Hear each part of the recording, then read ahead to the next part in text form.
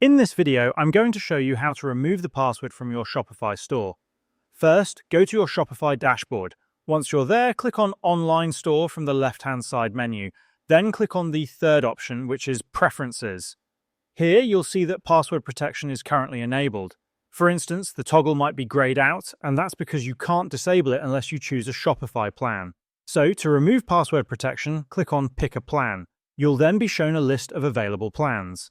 Choose the plan you prefer and enter your payment information. After clicking Subscribe, you'll see confirmation that your plan has been successfully activated.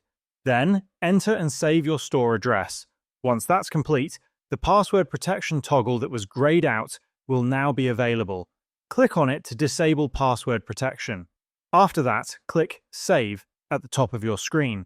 You'll now see that your online store is open to everyone and the password has been removed. And that's how you remove the password from your Shopify store.